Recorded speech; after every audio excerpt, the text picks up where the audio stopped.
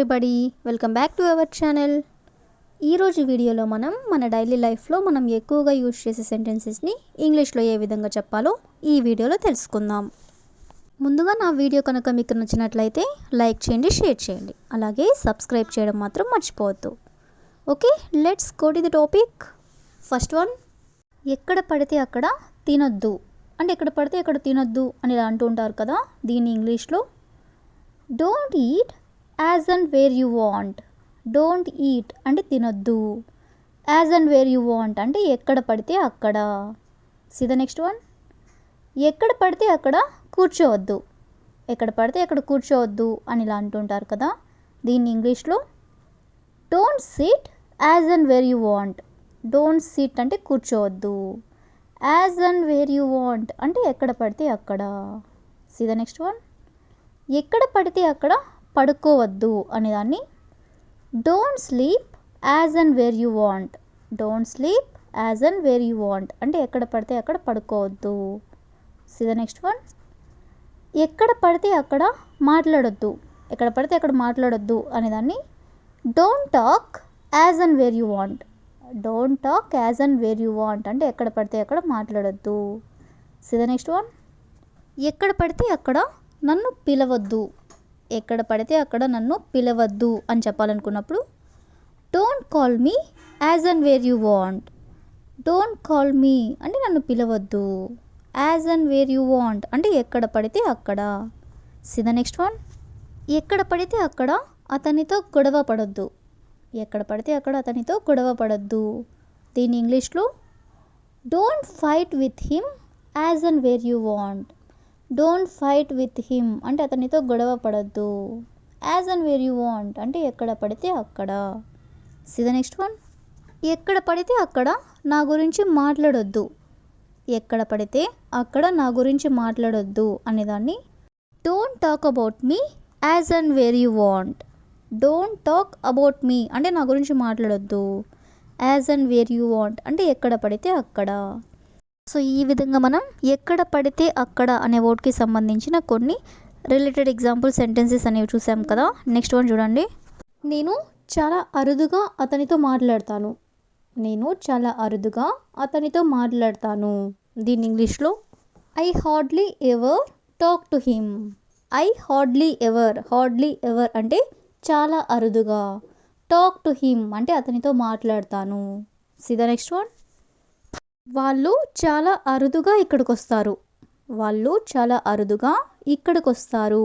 దీని ఇంగ్లీష్లో they hardly ever come here.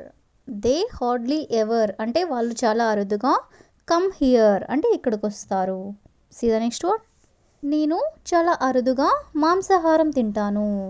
నేను చాలా అరుదుగా మాంసాహారం తింటాను. దీని ఇంగ్లీష్లో I hardly ever eat non veg. I hardly ever అంటే నేను చాలా అరుదుగా, ఈట్ అంటే తింటాను, నాన్ వెజ్ అంటే మాంసాహారం. సీ ద నెక్స్ట్ వన్, అతను చాలా అరుదుగా నాతో మాట్లాడతాడు. అతను చాలా అరుదుగా నాతో మాట్లాడతాడు. దీని ఇంగ్లీష్లో he hardly ever talk to me. He hardly ever talk to me అంటే అతను చాలా అరుదుగా నాతో మాట్లాడతాడు. సీ ద నెక్స్ట్ వన్, నేను చాలా అరుదుగా వాళ్ళ ఇంటికి వెళ్తాను.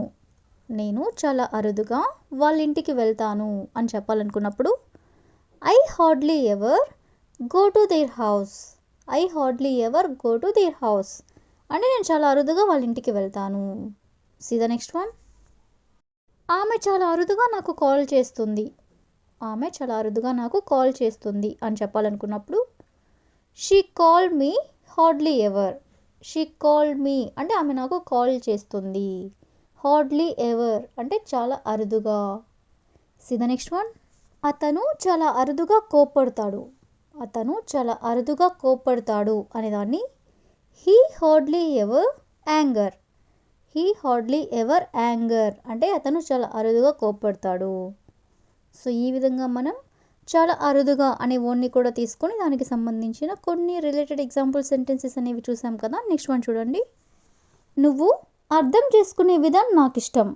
నువ్వు అర్థం చేసుకునే విధం నాకు ఇష్టం అని చెప్పాలనుకున్నప్పుడు దీని ఇంగ్లీష్లో I like the way you understand. I like the way you understand అంటే నువ్వు అర్థం చేసుకునే విధానం నాకు ఇష్టం. See the next one. నువ్వు మాట్లాడే విధానం నాకు ఇష్టం. నువ్వు మాట్లాడే విధానం నాకు ఇష్టం అని చెప్పాలనుకున్నప్పుడు I like the way you speak. I like the way you speak అంటే నువ్వు మాట్లాడే విధానం నాకు ఇష్టం. See the next one. నువ్వు ప్రవర్తించే విధానం నాకు ఇష్టం. నువ్వు ప్రవర్తించే విధానం నాకు ఇష్టం అని చెప్పాలనుకున్నప్పుడు I like the way you behave. I like the way you behave అంటే నువ్వు ప్రవర్తించే విధానం నాకు ఇష్టం. See the next one.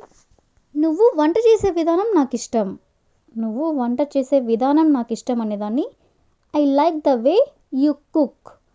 I like the way you cook అంటే నువ్వు వంట చేసే విధానం నాకు ఇష్టం.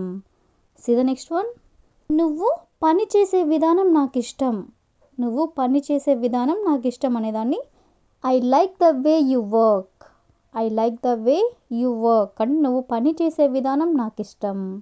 See the next one. నువ్వు పిల్లలతో ప్రవర్తించే విధానం నాకు ఇష్టం.